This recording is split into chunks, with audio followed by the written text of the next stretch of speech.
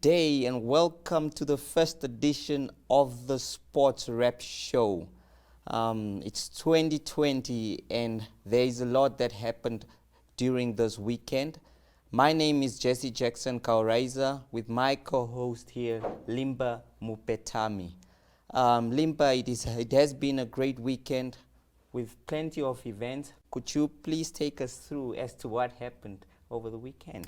Yeah, well, we had the volleyball for all, which was won by club Team Viking Rose. We had the Okahanja cross-country turf, which was won by Alina Armas and Kefas Konchashili. We also have a situation whereby Namibia owes COSAFA membership fees. Also, FIFA president Gianni Infantino is proposing that AFCON is held every 4 years instead of the 2 years that they've been holding the competition. Also, local players are now becoming vocal about the fact that there's no local league. And in international news, we have Liverpool that has literally taken the English Premier League by storm. Runaway log leaders, they say. Yes, Limpa, going back into, I think one of the key highlights of the weekend is the young gladiators being knocked out of the FIFA World Cup qualifiers.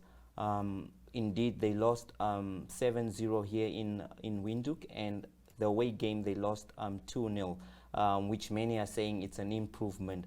But based on your analysis, what do you see the future of this, and how do you rate the gladiators, the young gladiators at the moment, and the performance over the 2 legs? Well, I think that I wouldn't really call it a better performance or whatsoever, because we have the Botswana team. We need to look at what are they doing right, because all of these girls are in the same age group. I think at the moment in Namibia, our problem is that we do not have the right structures when it comes to development at that level, the junior level. So I think we need to improve on that. Also, another thing is when it comes to competitions, I'm sure the organization, the football organization knows that there's a competition that is coming up next year around February, for instance. They need to be able to avail funds at an earlier stage so that the teams are prepared well, instead of having a situation where a team is thrown into the deep end a week before a game takes place, for instance. I think that is what contributed to the fact that the girls, the first leg, they were beaten 7-0. That was quite an embarrassment, Yes, indeed, Yeah. because I do understand that Botswana started preparing for this match as early as in November.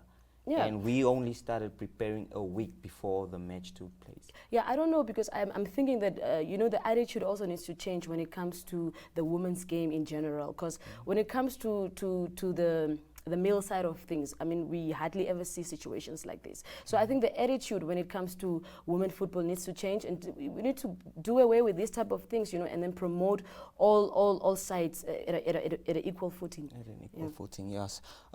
We also have the FIFA president, Gianni Infantino, who proposed that AFCON should be played over 4 years. Quite interesting.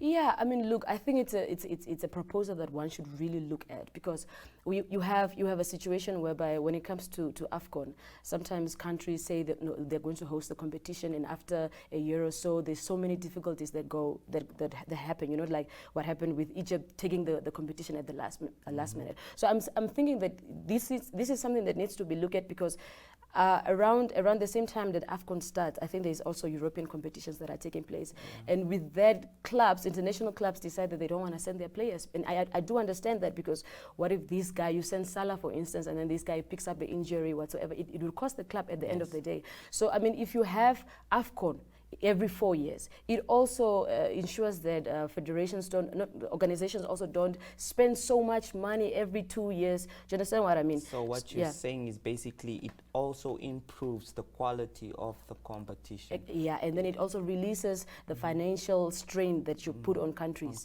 Yeah. We hope that one day it will come to Namibia, though. I hope so too. Okay, and the biggest topic that's in the mouth of many is the Premier League. No football. It has almost been a year. The football is actually being played in the courtrooms and boardrooms. Yeah, players are starving. I mean, take us through this situation. I'm sure you've spoken to a few Yes, players. I've spoken to several players, some which didn't want to be named, and I understand that because, you know, the guys don't want to step up and say, look, I'm getting, you know, I don't have money or whatsoever. But the few players that I spoke to, you know, I'm thinking they cover the general base of what is actually happening. These guys are saying that, look, I'm coming from Chivarango, for instance, or I come from Chumeb, or I come from whichever part of the country I come from. And I come to Windhoek and I don't have a place to stay. I don't have a place to live. And most clubs, most local clubs, do not provide accommodation for these players. So say, for instance, you get paid $4,000 or $5,000, okay? You have to look for a place in Windhoek.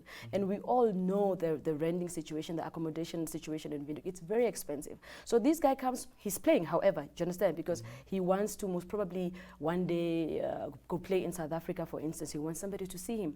But now we have a situation where football leaders, it's a tug of war. Everybody wants to be boss. Everybody wants to be the smart one at the end of the day. But at the end of the day, the guys at the ground are suffering. These guys cannot buy bread. They cannot send their kids to school. They cannot even afford to buy butter at home.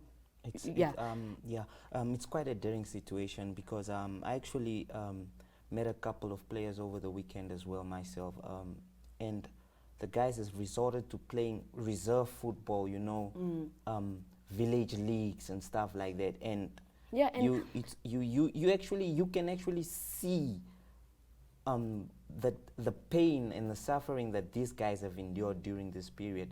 And you know what worries the most is that actually every time there's some positive news that something is going to happen, we go a few steps back, we end up in courts, we end up somewhere. So I mean, like, what do you think can be the solution? I think I need to start by saying that there is just a huge confusion also because as a club, you have players here.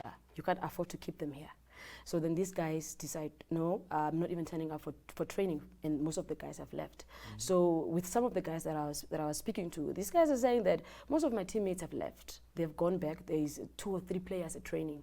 Even as a football the club owner, what do you tell the guys? Keep on training, but nobody knows when the league is starting. So I think what needs to happen is that football leaders need to sit down together, and it's something that they have been doing. But at the end of the day, I do not know what they're discussing in the boardrooms. Yes. You understand? Because when they come back, it's then again a different situation. Yes. And then now the cases have to go to the Supreme Court, and nobody knows what is happening. Nobody knows the way forward. Yeah. But the bottom line is, at the end of the day, whatever happens at the top is affecting the people underground who are actually supposed to be benefiting from playing football. The term says when the elephants are fighting, the grass suffers. So indeed, we look at the Brave Warriors. They have like important clashes. We have the World Cup qualifiers, we have the CHAN competition, we have the AFCON qualifiers. And if you look at this moment, the situation that we have right now is that there is no active league. Well, I do understand that we have qualified to CHAN before without an active league, or to the African Cup of Nations before. But I think this is a different scenario with so many important clashes. I mean, you need a huge depth of squad. So how does this league situation probably affects the coach and the national team? You see, it's quite simple.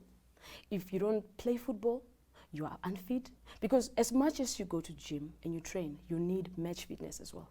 So you need those competitions in order for you to get ready for this for the big stage.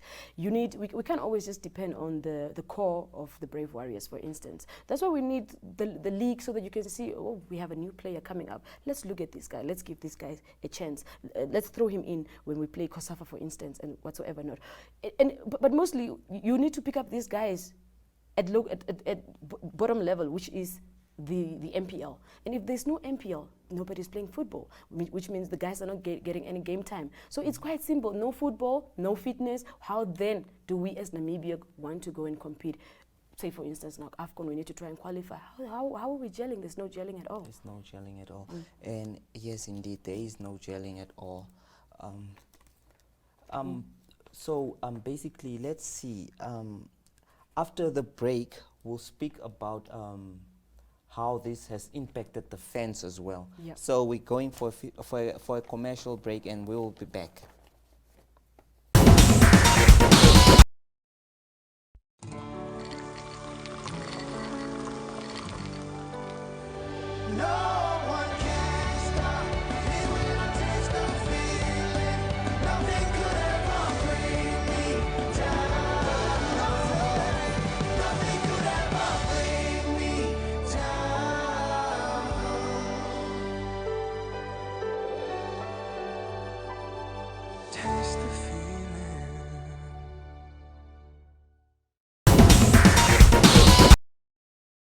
Welcome back. Limba, we were speaking about the Premier League and what the implications that it has.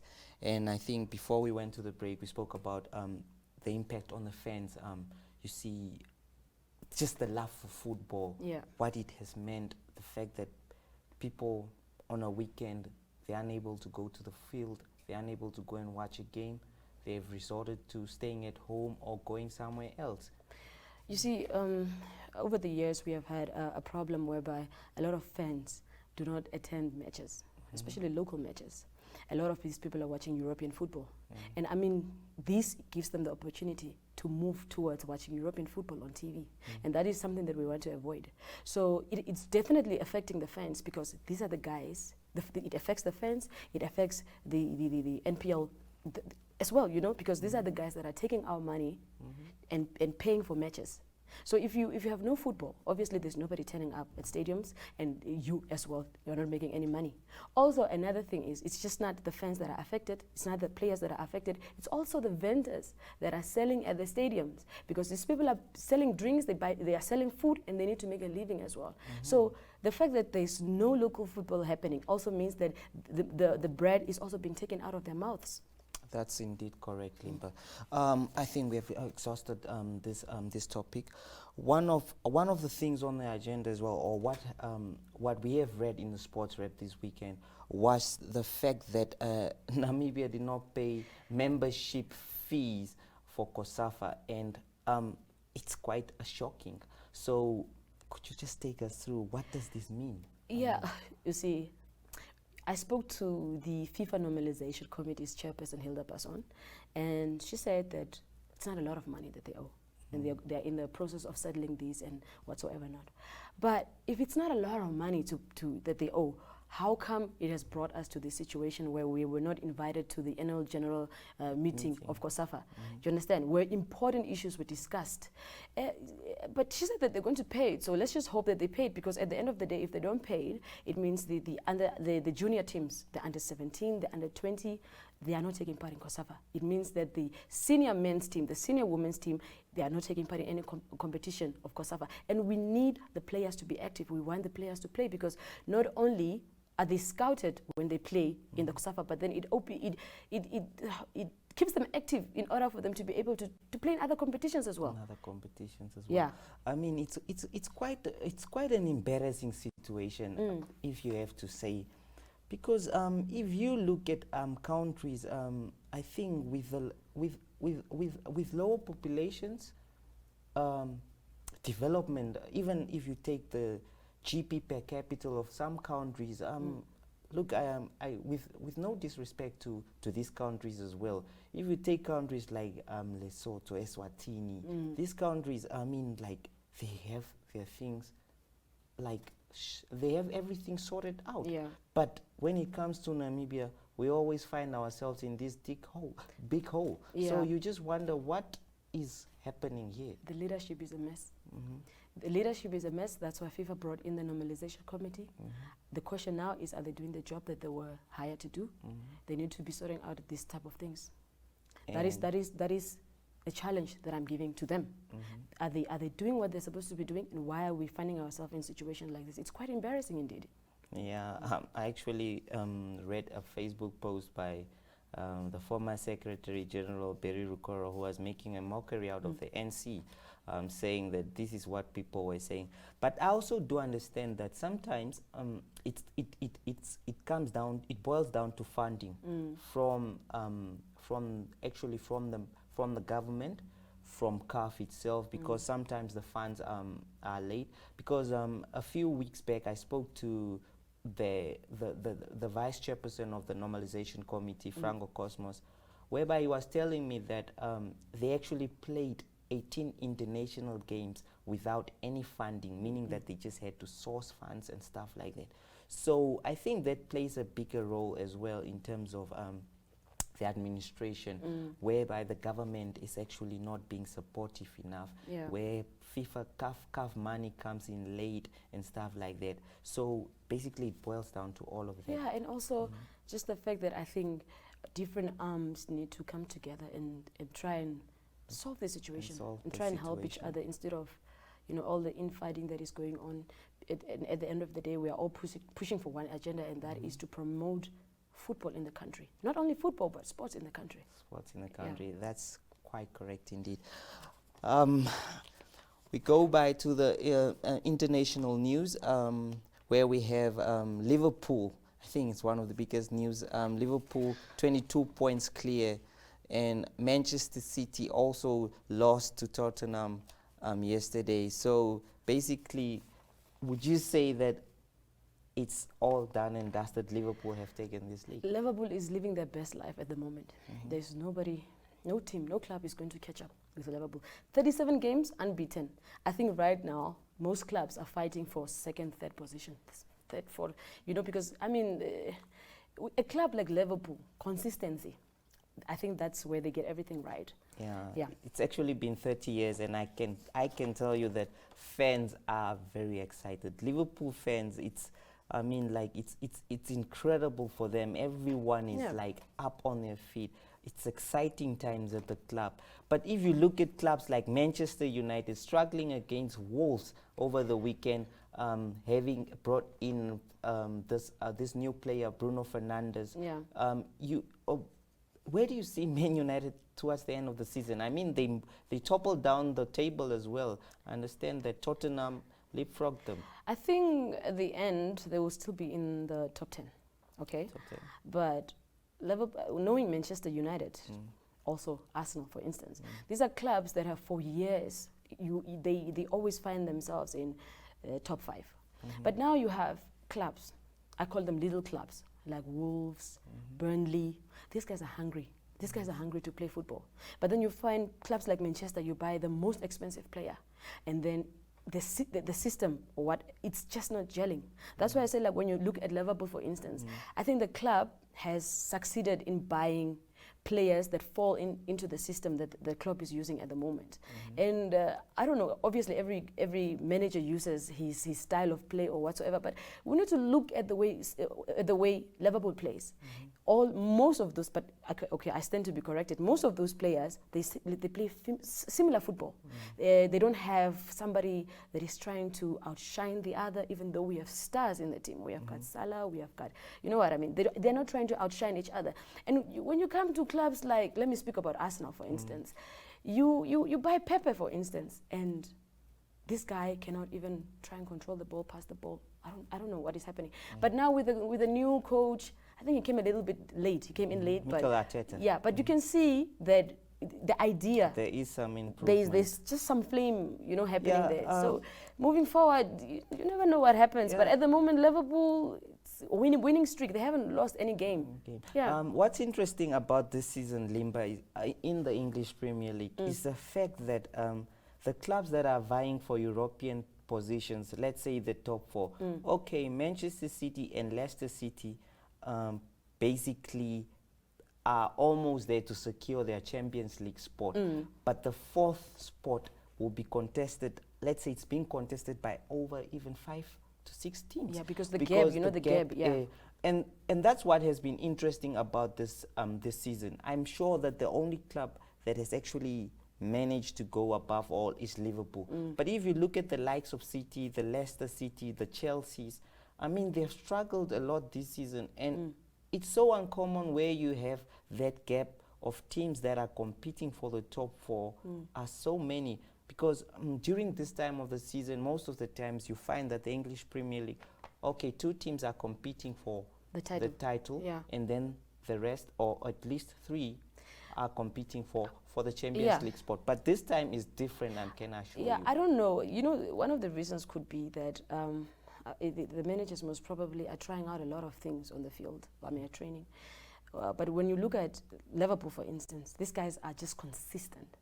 The way they play, they don't really change their system too much whatsoever. Not so the players have gotten so much used to how the other play. So even most probably with their eyes closed, he can just pass the ball and he knows that it will land at whoever's foot. You know what I mean? But for the rest of the clubs, I think they're still trying to find that winning formula. And it's understandable because at some point Liverpool was also in a situation like that. Man City was also in a situation like that. So I think with time and as things progress, you find your right footing. You find your right footing, indeed.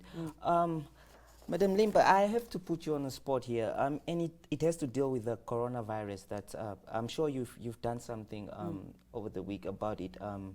About our athletes that have not qualified for the World Championships and the Olympics and stuff like that. So how is the situation? I'm sure you've spoken to the athletics organization. Okay, so at the moment the virus is in China, yes?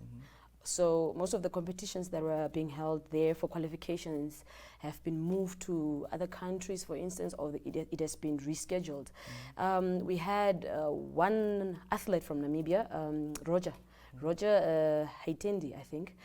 So he was supposed to go and compete in China, but they told him that the competition has been moved. So yeah, I don't think it's affecting our athletes that much. But it's quite a scary situation. Yeah, it's quite scary. Yeah. Okay, today in our studio we also have a man that needs no introduction by the name of Jeremiah Nakathila. He's a super featherweight global champion who has actually done extremely well.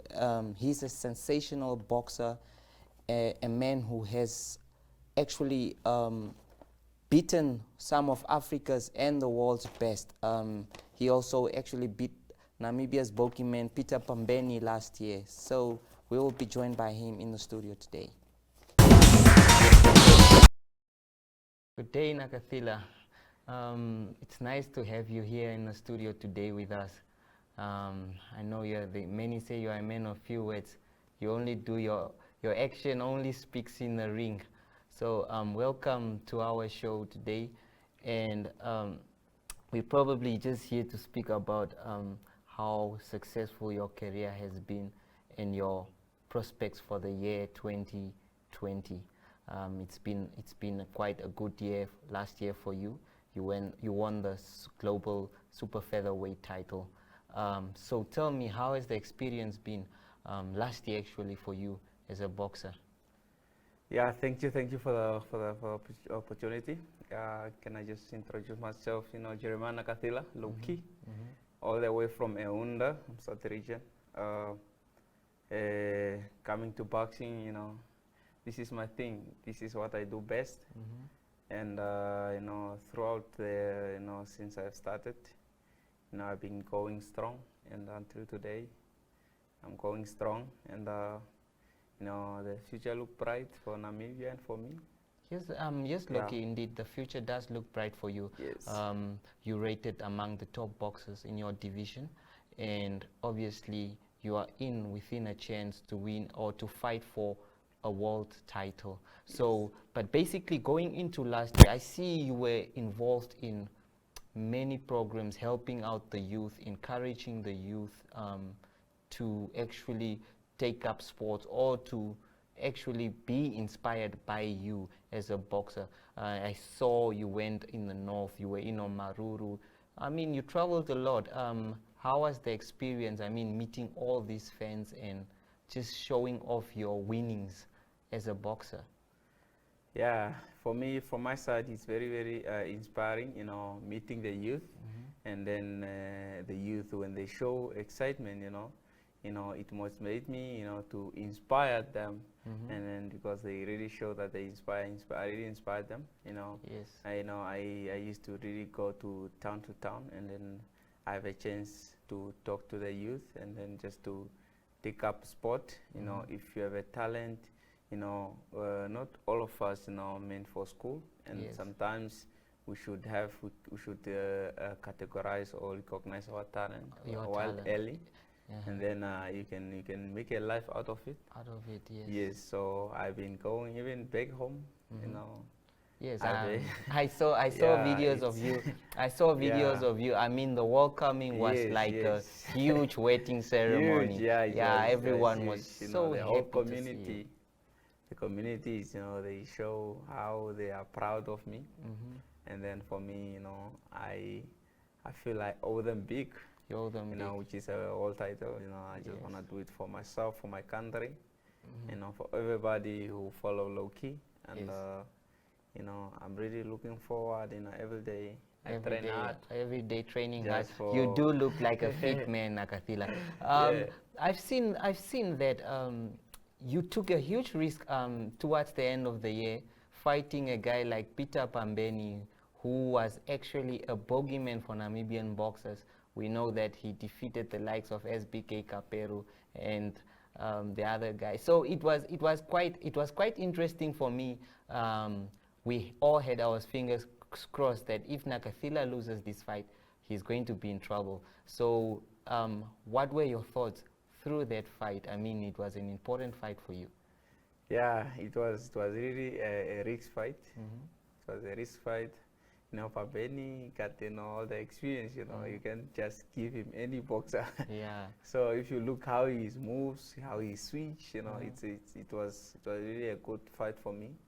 You know, I take that fight knowing that, you know, it's a risk fight, and then I'm in the top of the ranking. So yes. if anything so if happens, you lost, if you could have lost that fight, yes, I it, mean, you you know, would I have could it, have it lost would a have lot. been over. Yeah, and then we heading into 2020. We started 2020 per se, and well, there is quite a number of months to go before we reach December again. I'm sure every boxer dreams of fighting for the world title, and in your division, it's quite hectic up there. You have those strong guys that are also clinging on to titles. So going forward in 2020, how soon do you expect yourself to fight for that big world title or to get that shot per se? Yeah, at the moment, you know, we are back at the gym. We are training, you know, it's like road to the world title. You know, we start with the preparation.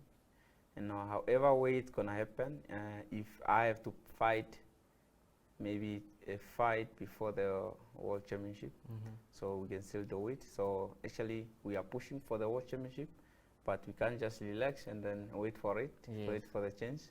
No, we have to keep active. You know, if sometimes, you know, we are having a ranking, you know, the ranking from number 1 up to 15. You know, some boxers, they are also active. If they fight and then you're just there, you might you might fall you know, down. come So you down with you the really ranking.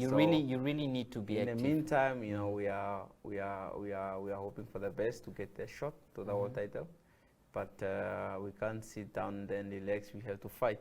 Yes, we still have to keep fighting, and we have to keep fighting quality opponents. So yeah, hopefully. No, I do believe, Nakathila, you are under the management of the MTC Nesta Sunshine Tobias Boxing and Fitness Academy, and we do know Nesta has produced world champions before, and obviously he has reiterated again over time that his will is to produce more boxing champions. And as we speak, I do believe also that Nakathila is one of the hopes of Nesta's current future or current plans in order to have a world champion. I know there are many guys out there, and no doubt about that, there is quality in the gym, but within recent times, your name has appeared in every newspaper, your name has appeared on the TV screens, and I'm sure actually you have built a name for yourself as Jeremiah Low-Key. And I have actually witnessed a lot of fights of you starting when you started professional. I could see that this man was really talented. But you yourself, I just want to go back, and did you expect yourself to be sitting right here today in a studio, or speaking about actually world titles and not just any local national fight? You know, it was really not. You know, we have grew up at the village. You know, where like sport, the only sport which is there is just just soccer. So you know, I've been trying to this just bully others and stuff. So I didn't even myself. I didn't know if I was a boxer. You know, only I just figured it out when I was in grade 12.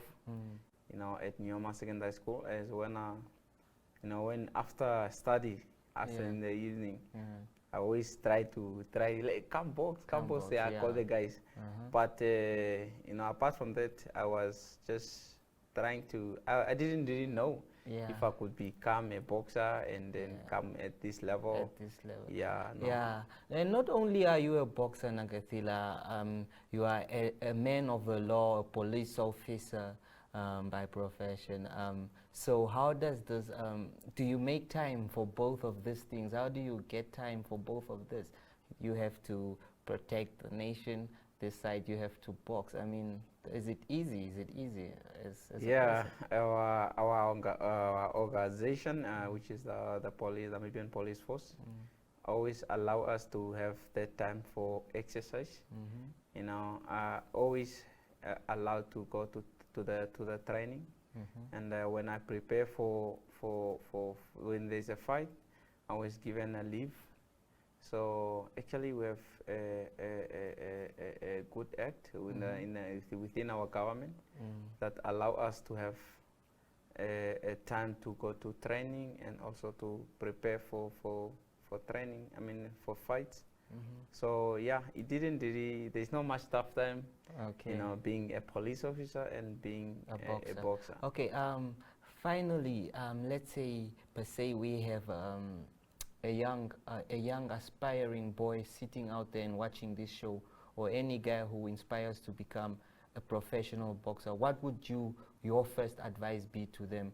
What does it take for you to become a star like you are today? What do they need to do?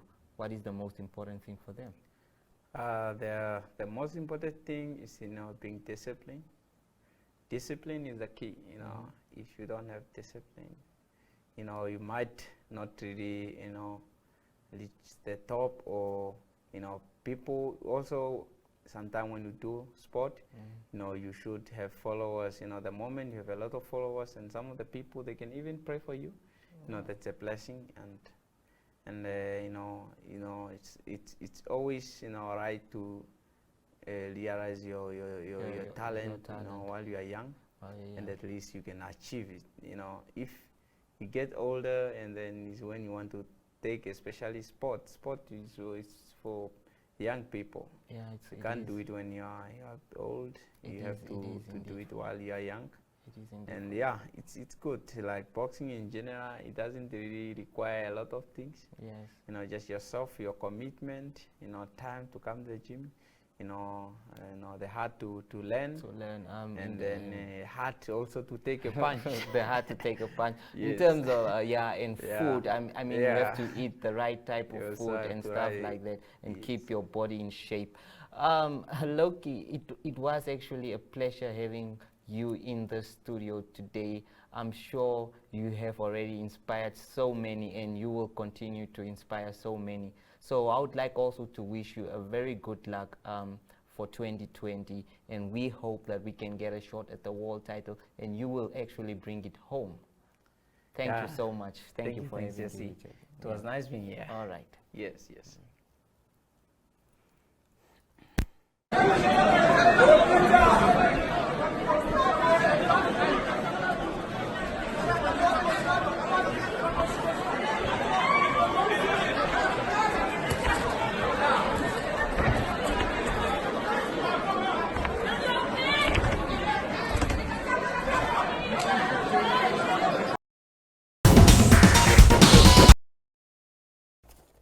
We take a look at what's coming throughout this week. A few events are scheduled for this weekend and the week ahead.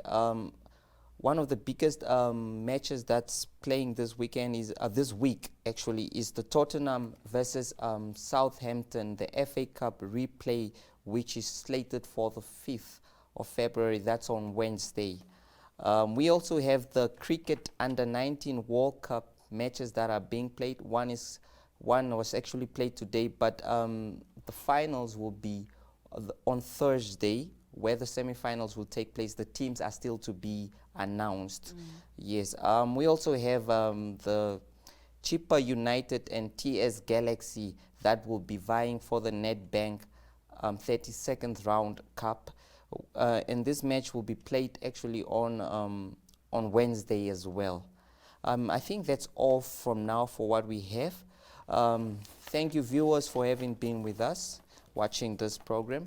And Limba, it has been a pleasure hosting this thing with you. Always a pleasure. Yes, good evening. Ciao.